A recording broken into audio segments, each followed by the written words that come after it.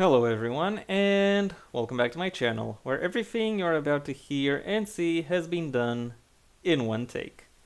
I'm your host, the One Take Man, and welcome once again to Mortal May, where I try to look at the games from the Mortal Kombat franchise, or at least the first bunch of them, and think about how they could be meaningfully reinvented for a uh, for a 20th century, for a 21st century audience, rather than the late 20th that they were created for. So I'm essentially updating them by a generation, so to speak.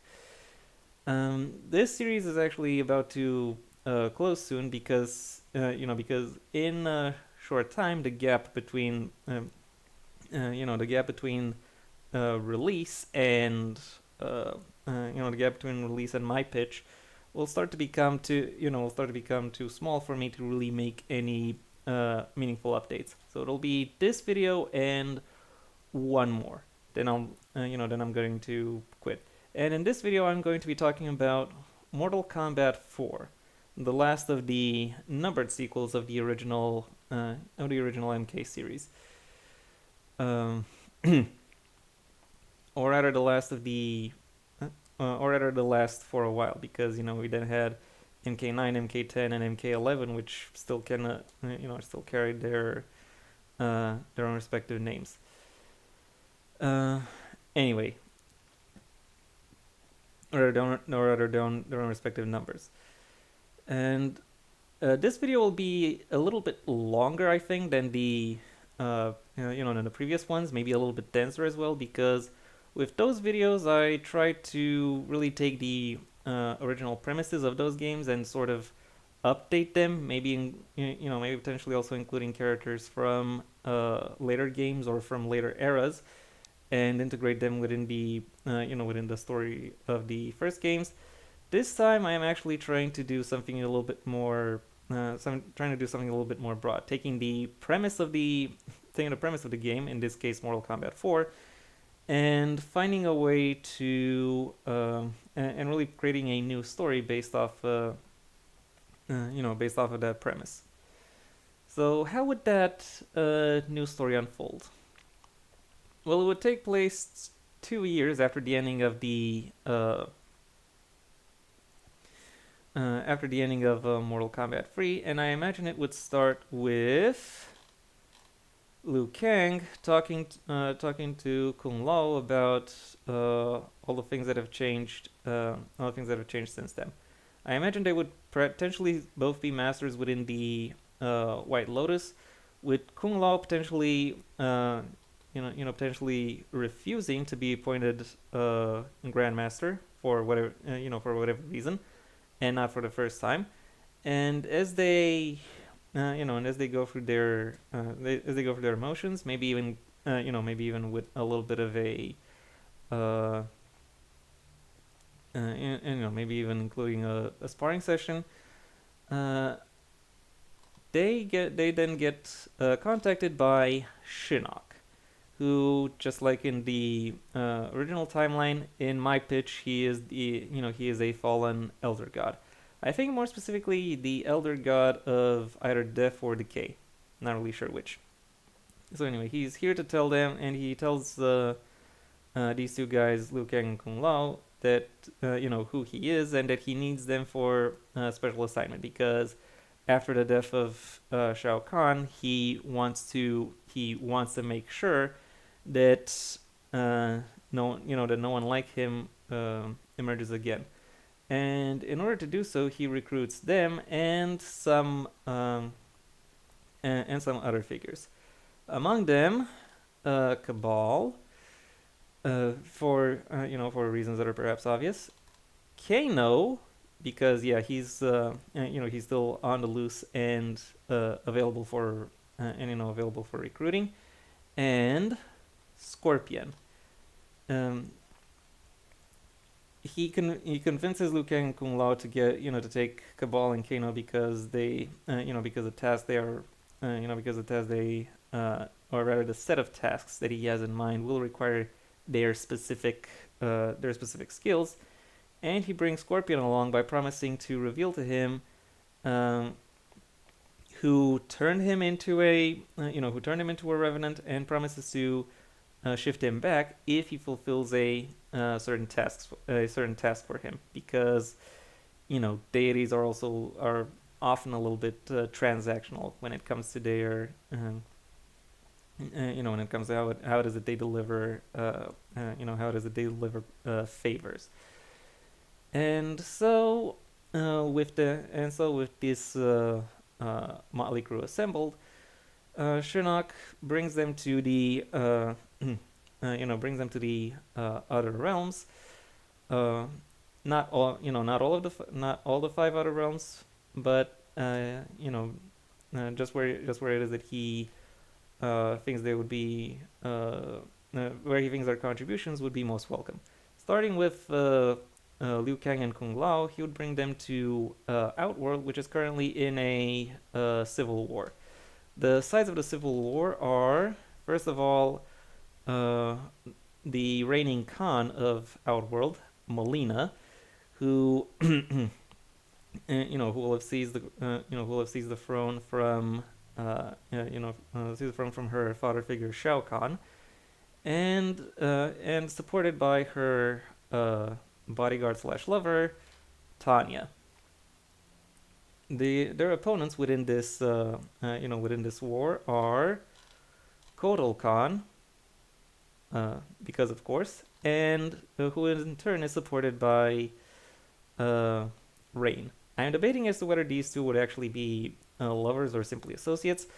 Make of that what you will. I do, however, think it would make more sense if Kotal Khan were, we're still hooking up with Jade, for example, and therefore opening himself up to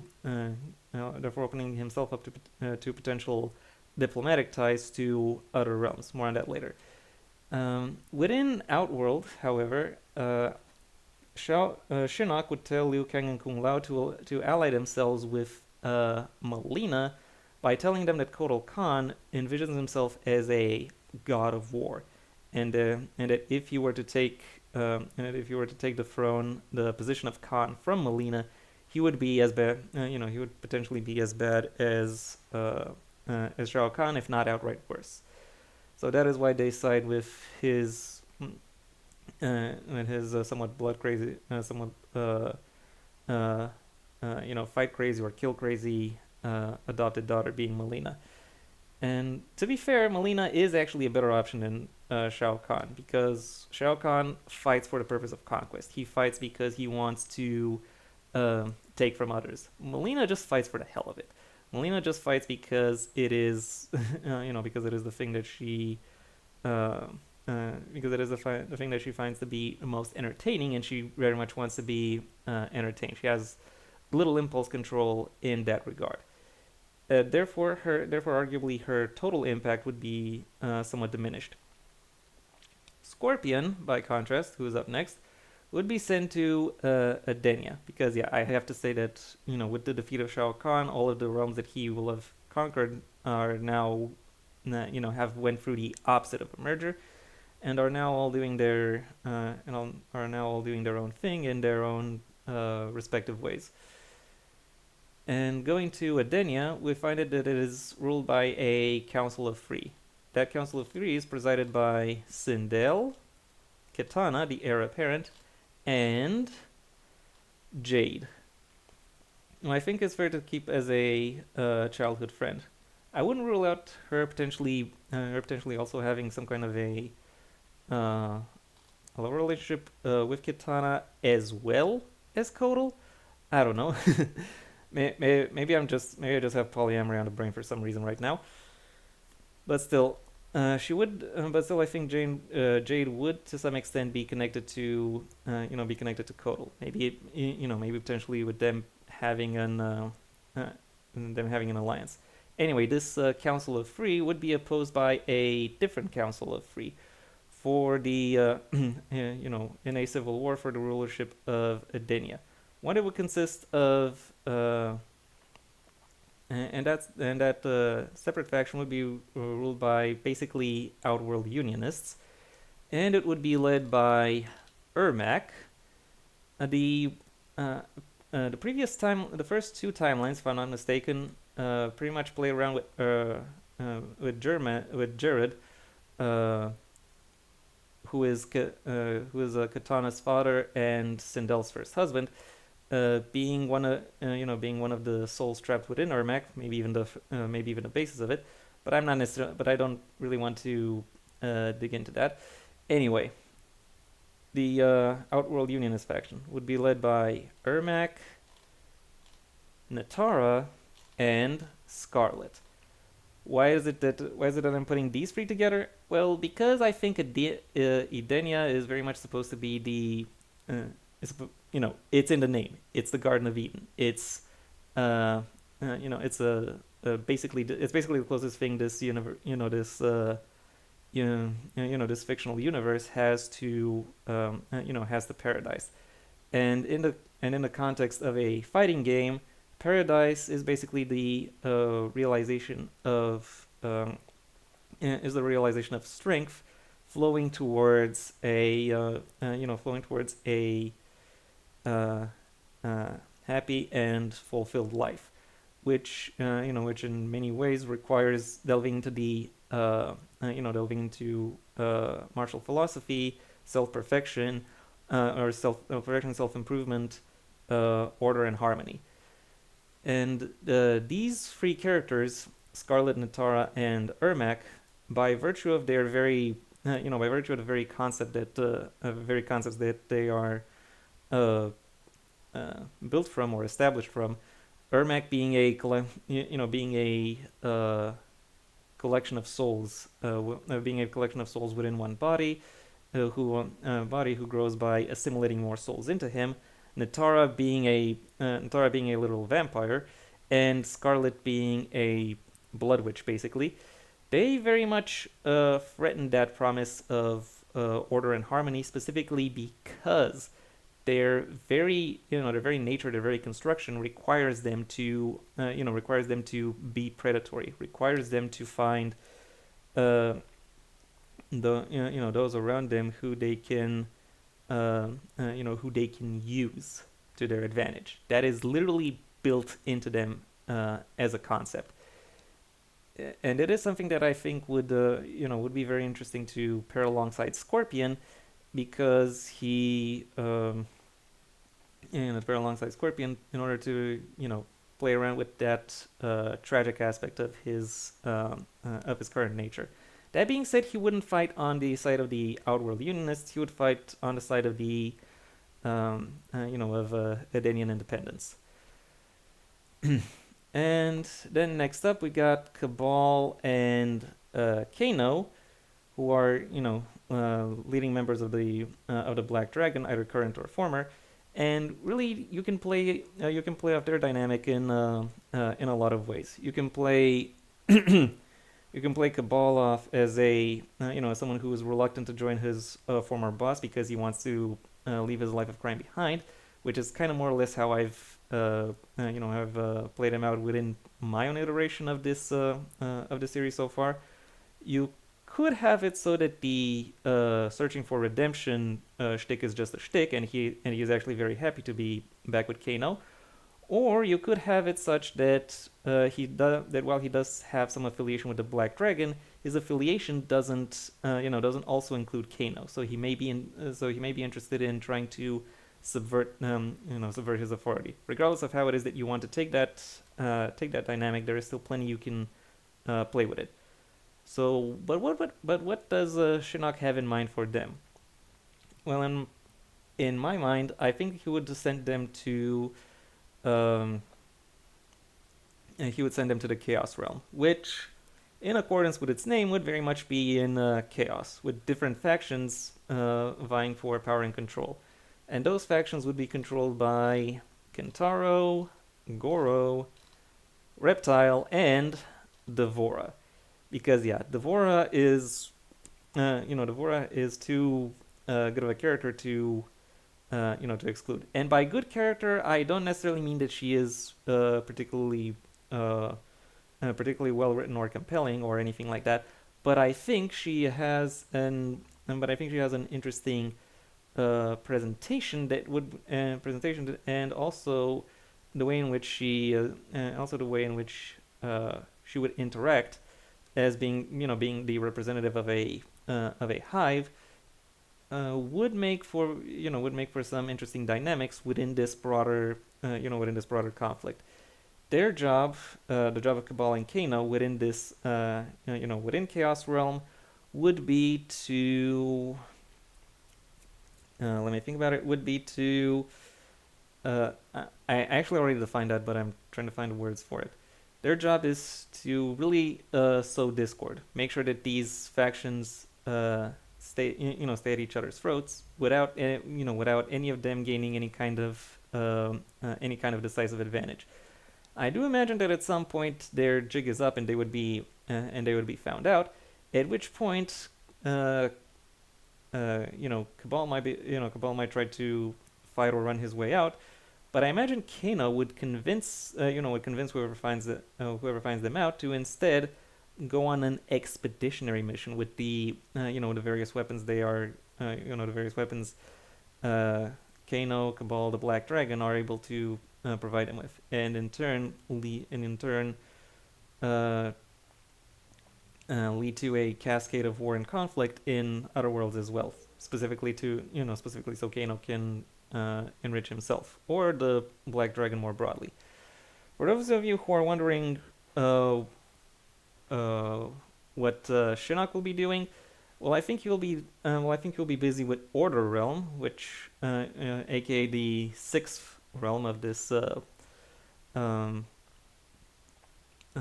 sixth realm, the one that hasn't been mentioned so far within this series, and therefore he'll be out of the story for most of it. So that's one question you might ask. The other question is, where's Raiden in this entire situation? Well, he is right here, or rather, he's right here within this document. But within this game, at this point, I imagine he would be under the he would have been defeated by Shinnok, who been defeated by Shinnok when he fell,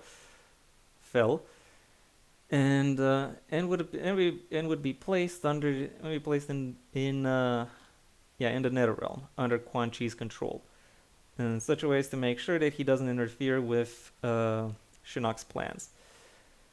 Nevertheless, I do imagine Raiden would still find a way to break out of whatever dungeon or imprisonment Quan Chi is able to create for him, and as soon as that happens, he goes back to Earthrealm and tries to connect with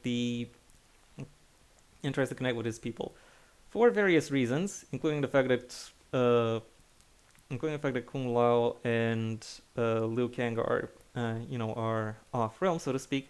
He instead turns to Fujin and Jax, who will be in charge of the Earth's military efforts against any invasions from other realms. And he would tell them what's going on and potentially try to help them figure out and recruit them in order to figure out what exactly Shinnok is attempting and how to most effectively stop him. And so these three go into the other realms, collect the various people who collect the other heroes, and then overturn the various changes they made, or rather adjust those changes in such a way as to make sure that the the good guys always end up winning or successful. So that means that they interfere in the Edenian conflict, making sure that Sindel remains the queen. They interfere in the Outworld civil war, making sure that Kotal Khan is proclaimed the official Khan. They might interfere in some capacity against Chaosrealm in order to make sure that no particular faction from that place ends up being ends up being particularly powerful. Maybe maybe they'll establish some kind of Chaosrealm council in order to in order to keep everyone in order to keep everyone contained, or trying to trying to make themselves happy. And but that still leaves the question of Shinnok and how to deal with him in Order Realm. And obviously Shinnok would would be fought within Order Realm, and would be defeated by, I imagine, Liu Kang. Why do I think Liu Kang would be the one to do so? Well, I haven't really figured anything out for Order Realm in this game just yet. So I'm keeping it on the back burner for for my remake of MK5. But one thing I do imagine about Order Realm is that after having been unmerged, they would take a lot of efforts to make sure that no one would even could even attempt to merge them with others again, because they are because they would represent not just the good parts of Order but also the bad parts of Order, and therefore potentially become extremely isolationist. And one of the ways in which they could try to further that isolation is to make sure that no superhuman abilities that aren't their own really have any kind of impact within within Order Realm. That would include Shao Kahn's abilities. So even though he is an Elder God, he is still he still has to fight the same way a mortal would. And in that sense, Liu Kang is very much the best is very much the best fighter available, and therefore the one who would be most qualified to take Shinnok out within once they are within the premises or the entrance of Order Realm. But I don't think they would go too far. They wouldn't go too far within it, because, as I've said, I'm saving Order Realm for MK5. So with that, that out of the way, and with the realms finally being pacified, more or less, and with Liu Kang finally understanding finally gaining a broader understanding of how of how power and how the impact of his actions actually is. I imagine he would once again be offered a position of Grand Master within the White Lotus, with him this time saying yes, because now he feels that he has indeed earned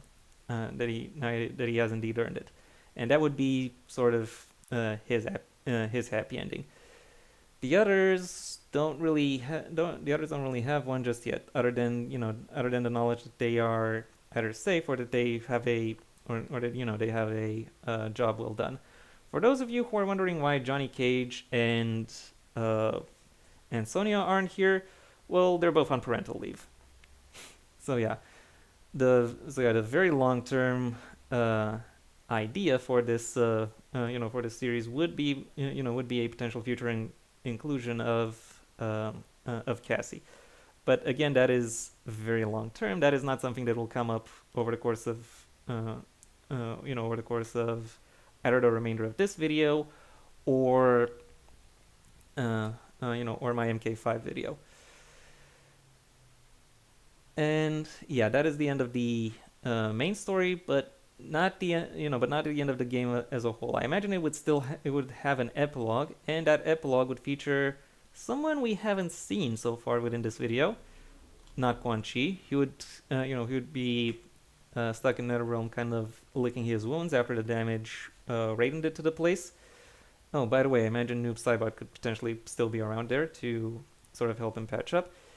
And he would be met by Shang Tsung, because yeah, Shang Tsung is the guy I've said who who we've haven't encountered so far, and they would potentially not necessarily be on the on the best footing, and they might try to get one or two ribs on each other.